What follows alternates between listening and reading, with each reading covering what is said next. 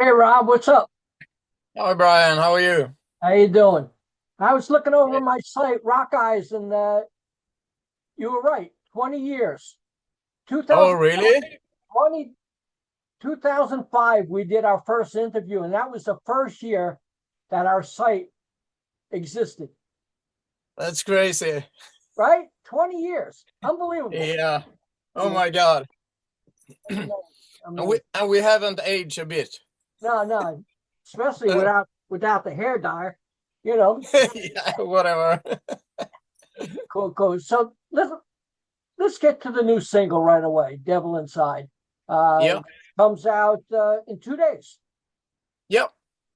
Tell me a little bit about it. Well, actually, I've been working on some songs for quite a long time. Uh-huh. I started to work on a new Loud and Nasty album, but then it was, I didn't have a band, uh, so I thought I do it myself. So that's how it started. cool. So I wrote some songs, and some of the guitar licks are ideas for Loud and Nasty songs. Right. But then I started to, you know, do whatever I want, and I didn't think so much of which way to go. Right. If it was sleaze or AUR or metal or, Right. but well, it sounds Loud and Nasty anyway. So Cool. So your debut album came out in 2000, self-titled. Was there anything before that? yeah, actually, we did in 1998, I think. We did like a self-titled CDR. Right. I think it was 11 or 12 songs, so it was a full CD. Uh-huh. But we never recorded that and released it as an album. Right. So When I Live My Life in the Fame was kind of the first album that people see as our first album, and that was in 2000, I think. Cool. Yeah. Tell me about the EP, Sweet 16. Oh, I barely remember. We did like, I think it's like three songs. Uh-huh.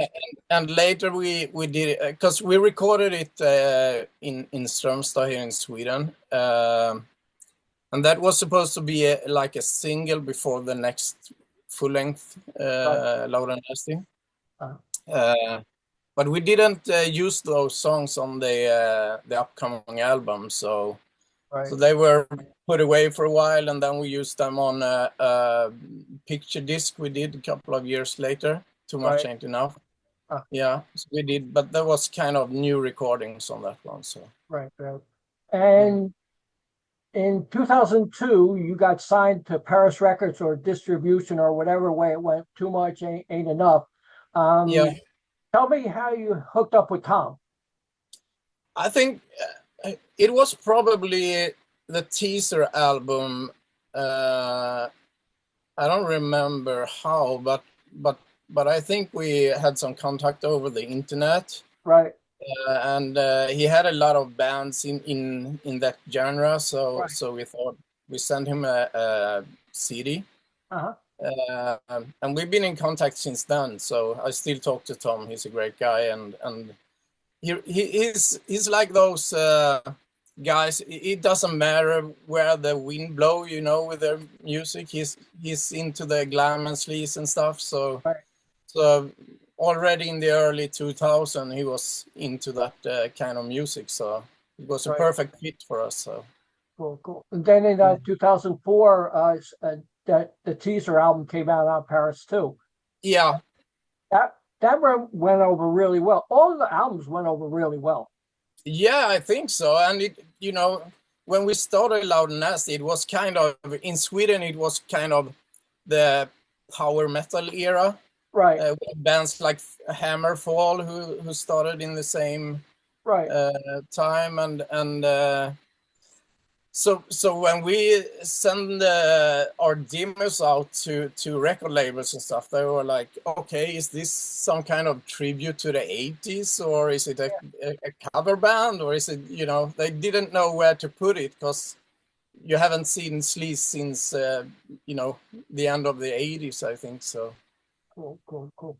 Then in 2007, you had an EP, No One Rocks Like You. Yeah.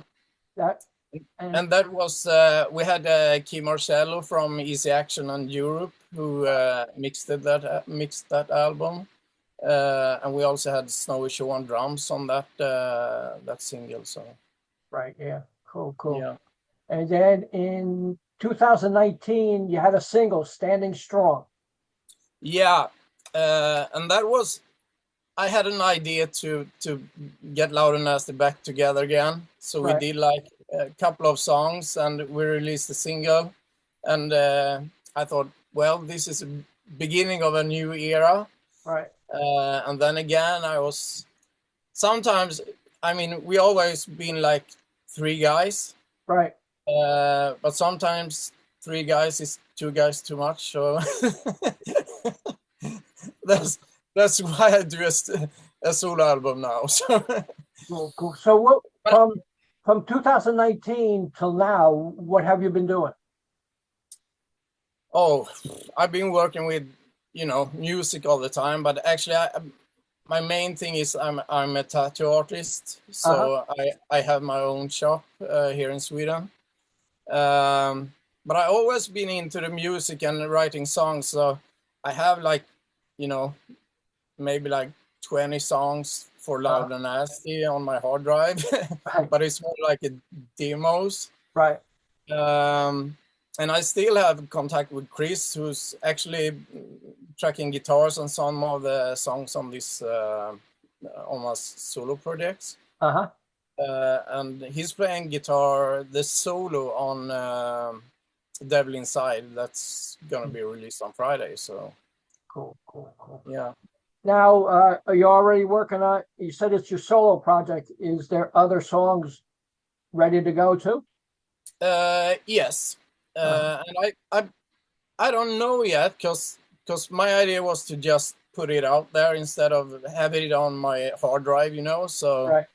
Just to get it out so people can hear it. But and I didn't want to go into the shopping labels and all that kind of stuff because that was kind of the thing that made me lose my interest in music the first time, because it was there were so many bands popping up and happening all over, and I was like, I didn't want to move to Stockholm. I like it here in the middle of the woods. So wow.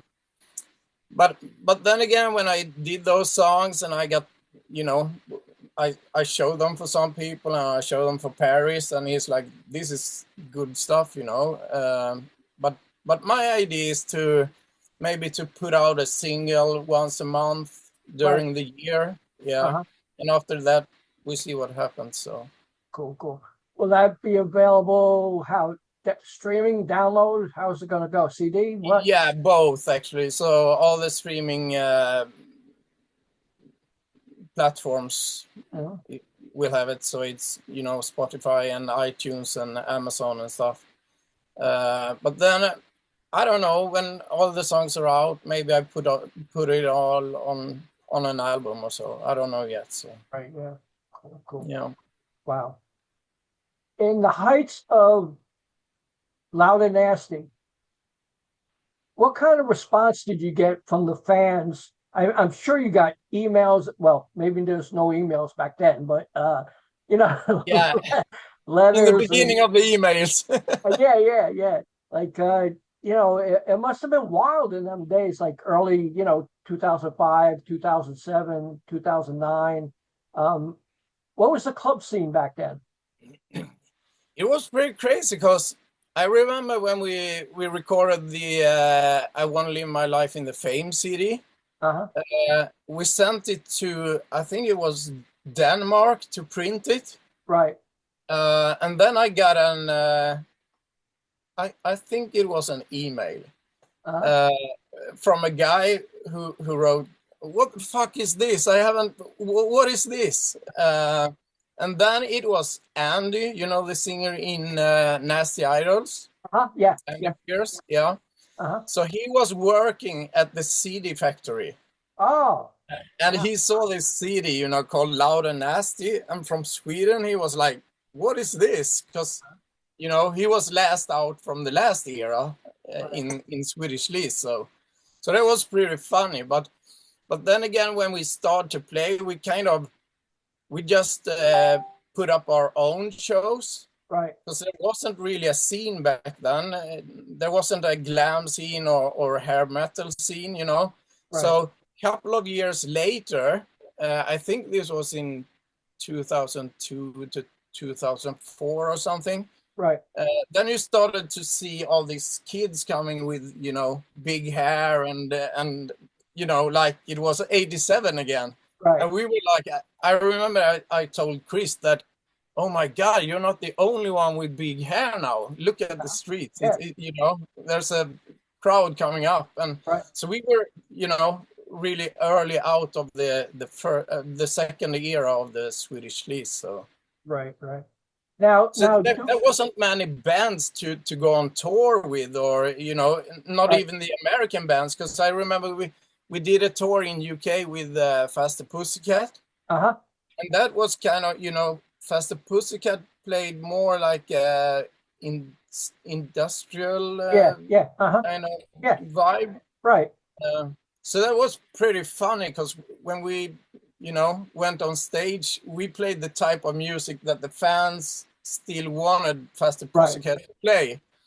So yeah, it was kind of fun because we could bring that audience to us. So yeah, but that was probably the first time we had like you know, a good fit to play with. We played with Faster Pussycat and Steven Adler's Appetite, a couple of shows, and also Vain in Italy and Germany. But then we didn't do much of a touring, you know. So why do you think all of a sudden, like, we're in 2026 and people want the glam back? Yeah, I think it's always, you know, the ups and downs. So when it gets too boring, you know, to look on people, you know, just wearing jeans and you know, I think people will bring back the more party rock or whatever to have more fun, you know. And I think also, you know, you have the Dirt, like the movie. Then you have a new crowd, you know, that start to listen to Motley Crue and they find the new bands and stuff. So that's probably why it's getting up again.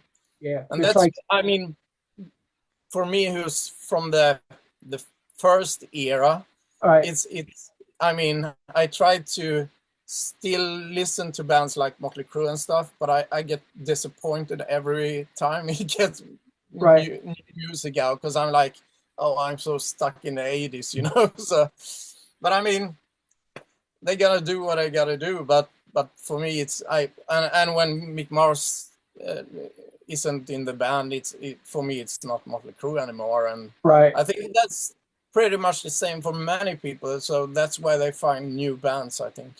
I mean, even on Facebook, there's so many glam like sites on Facebook now. It's like unbelievable. Like everybody wants, you know, the old stuff back. You know, stuff like that. And I think that's kind of crazy because some of the younger kids, they still listen to Rat and Winger and Warrant and, you know, whatever. And it's kind of, I don't know. It's not that many bands that, you know, play that type of music. You got many new bands. You got Hardcore Superstar or in Sweden you got Crash Diet and bands like that coming up. But it's not. I mean, for me that doesn't sound like the 80s. It's the new wave of the 80s. But I sometimes I miss, you know, even the sound from the 80s.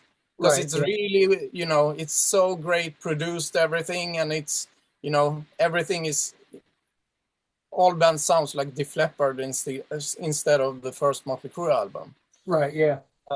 So, but it's the same with my new solo project. I think it's it's kind of a mix, because if you want to be played on, I don't know, nobody plays radio anymore, but No. you know, when you have that in mind, because people are not used to listen to an album that sounds, if they listen to an album like the first Motley Crue today, it sounds like a demo, you know. Right, yeah. Because they need this big sound, so you have to, you know, I like to keep the guitar riffs and, you know, keep it easy. It's like guitar, bass, and drums, maybe some keyboard somewhere. Right. But I don't want to do it too complicated.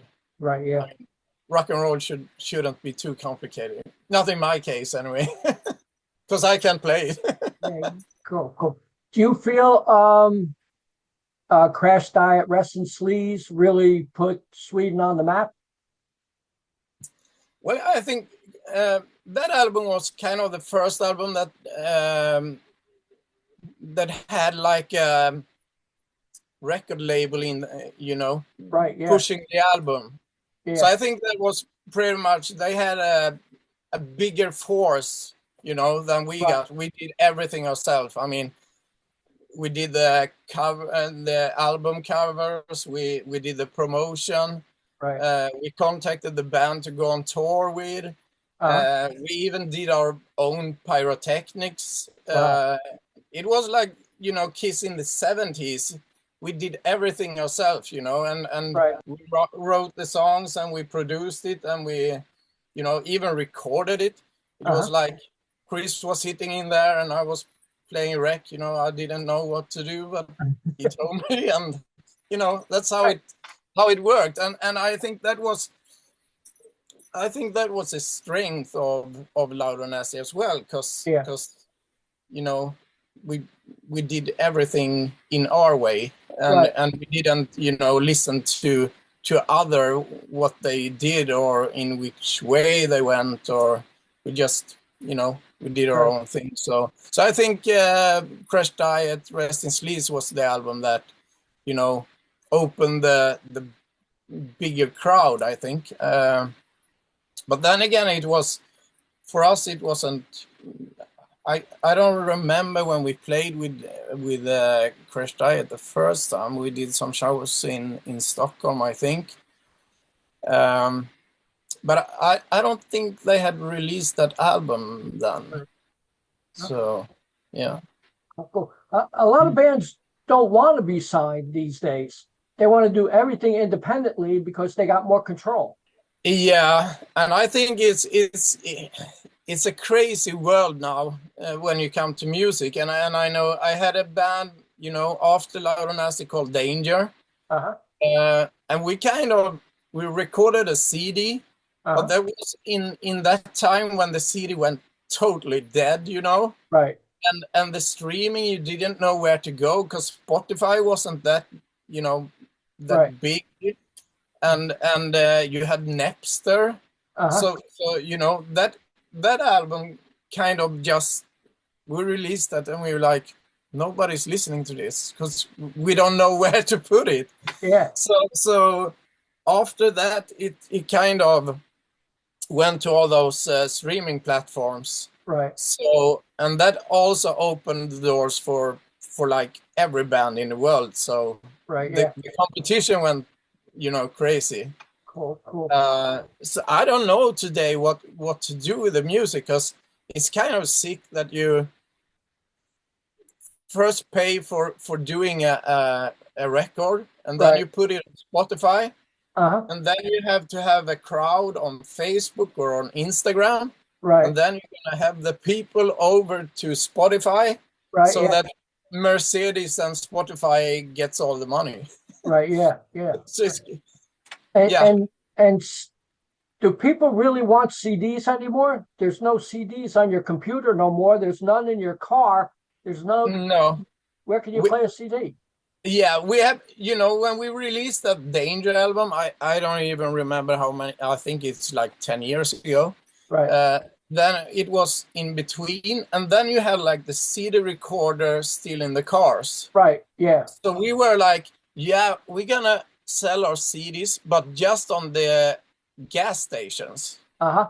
Because that's where people buy CDs. They're sick of the CDs in the car, and yeah, what is this? Yeah, it looks cool. Yeah. Cool. But it wasn't that many gas stations in Sweden, so we didn't get rich on that idea. Cool. Now I see you got a picture of Ace Frehley behind you with his passing. How are your feelings towards him? Yeah, I mean, I actually talked to Snowy Shaw about this just before Ace went away. And we were like, yeah, okay, Lemmy, and we got Ozzy and many people, but we were like, but when the guys in Kiss, are finished, then I mean how will we take that, Yeah. And it's like I mean, for me it's still hard to believe that he's gone, Right. because he's been the guy on the walls, forever, and he's gonna be on my walls forever. So actually the picture in there is a painting I did myself. So, and that was kind of I was cranking up Ace Frehley and painting, and I also did the other guys in Kiss, but that was it's kind of hard to get it, right, that it's actually gone, Yeah. Yep. Because they're more like, it can sound so kind of crazy, but they're more like gods for us, Yeah. It's like, he's not on this earth, but he's still in space, so. I mean, I was a big Kiss fan, and I see more pictures of Ace on Facebook than I see anything else now. Yeah. And I actually I started a website or a Facebook kind of a group, because I had to, collect all the Ace Frehley stuff. So I had a Facebook group called I Spotted Ace, I think. And we collected, to when you see some cool pictures, you just add them there. It's not like a big site or so, or group, but it was like, yeah, this guy is gonna live forever, so I have to do something, to. I'm part of it. Yeah, that's good. I'm on there, right? Thank you. Yeah, I'm part of it. That's cool. Yeah, but the thing is, I mean, that's a funny thing. I'm not gonna tell my age, but but we've been around for a while now, and I mean, in my mind, I'm still 10 years old when I listen to Kiss, Yeah. And I went to see Kiss, the last show they did in Sweden, in Scandinavium, in Gothenburg. And I was there with my aunt, 40 years ago to see Kiss the first time on Lick It Up tour. Right. And now the last time I saw Kiss was with my daughter, and that was her first show with Kiss. Wow. So it's kind of crazy because you get the, so many eras, they've been a part of the music business. It's hard to get it, So what'd your daughter think? Sorry? What did your daughter think of the show? Yeah, she loved it, yeah. And otherwise she listened to, like everything, but when she saw Kiss, she was like, okay, this is big, but then she told me, because we were supposed to go on the before the COVID era, right? So they canceled the show because she got a ticket in as for Christmas, right? And she was so happy, we're gonna see Kiss, and they then canceled. And she was like, oh man, Gene is gonna die before I see those guys. And I was like, no, Gene can't die, Kiss can't die. But anyway, so when we saw them, she told me, well, Dad, isn't Gene kind of old now? You can see it even if you got makeup. Right. And then I told her, well, he's like Grandpa. Can you see Grandpa breathing fire? And and she's like, okay, this is kind of cool anyway. Yeah, so cool. Let's get back to your solo stuff. Devil Inside's coming out in 2 days. which Yeah. this interview will be posted today or tomorrow, so people will get to see it. And what's the next single? Oh, actually, I haven't decided yet. Uh-huh. But I think it's gonna be a song called "Junk Ride." Uh-huh.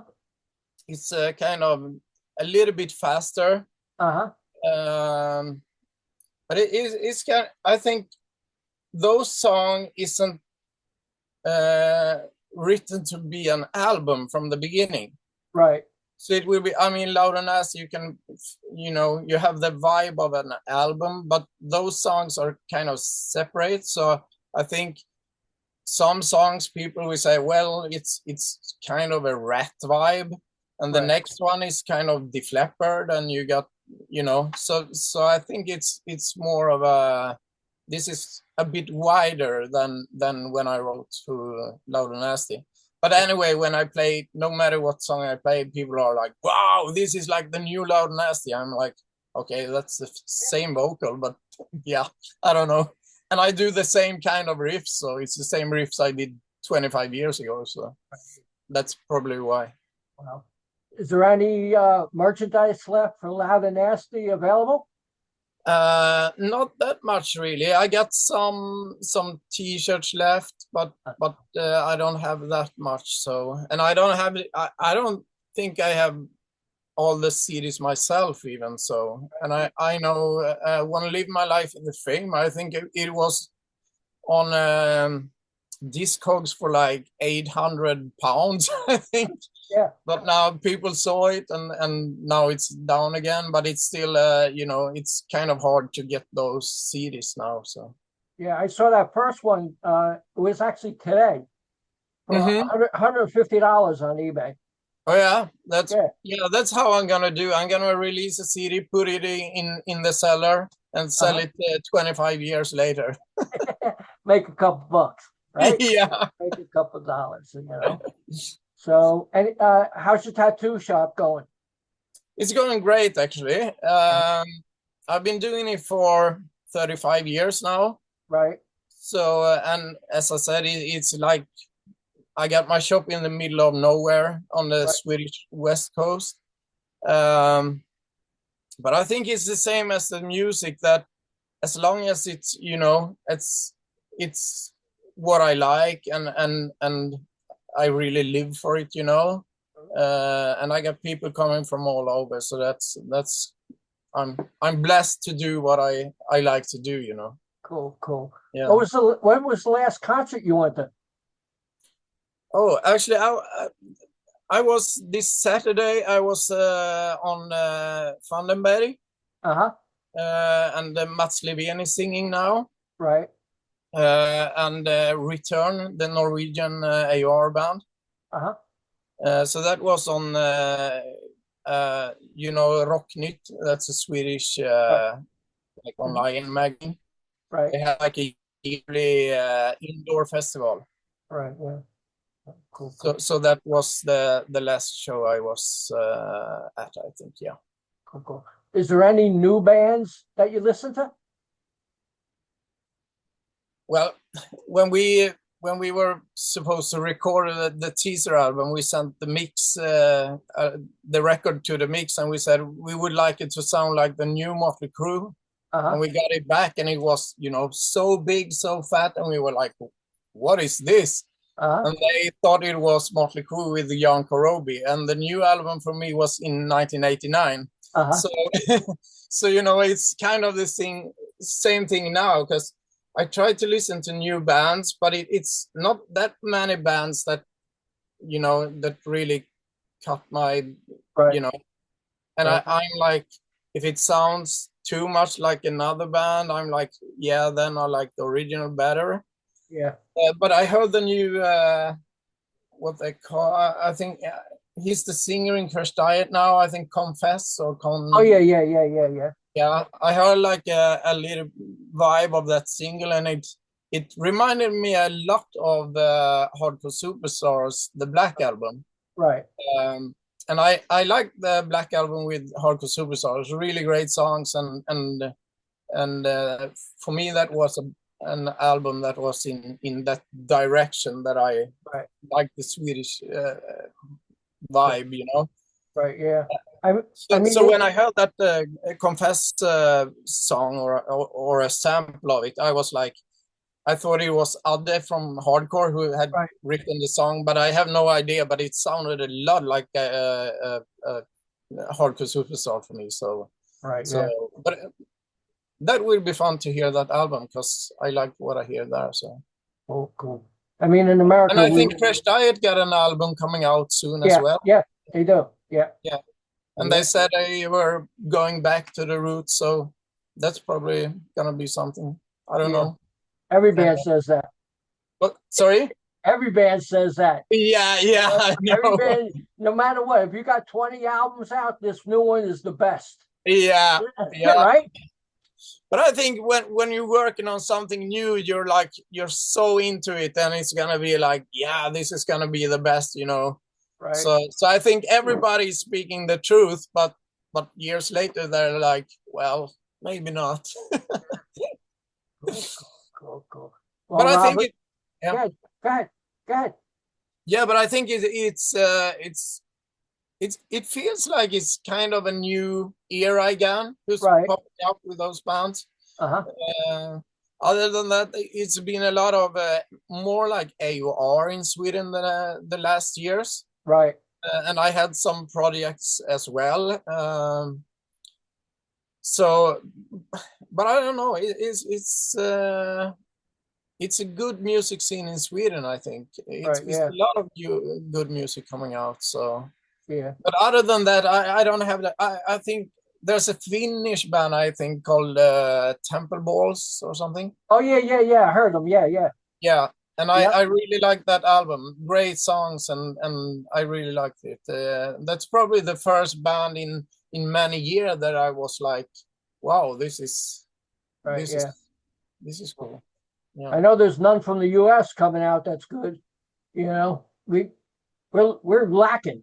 Yeah, and I think that's why Sweden is kind of popular in that genre, because we're like we don't have so much to compare with. It's kind of, you know, it's Steel Panther, but then it's more like a funny thing, you know. So definitely. Even if it's great songs, it's not here in Sweden. It's like two camps, you know. Right. Someone take them as clowns, and someone is like, yeah, but this is really cool stuff, you know. And if it's good, it's good. I mean, cool. Well, Rob, it was great talking to you. Make sure everybody checks out the new single, Devil Inside. It comes out in 2 days, January 20th. Check out Rob, check out his videos, check out Loud and Nasty, and congratulations on the new solo career. And thank you very much. Would you like to say anything to the fans out there? Actually, just crank up whatever music you like, and I hope you put my music on your playlists or whatever. So peace to that. Thanks a lot. Talk to you later, man. Thank you. Thank you. Bye-bye. Bye.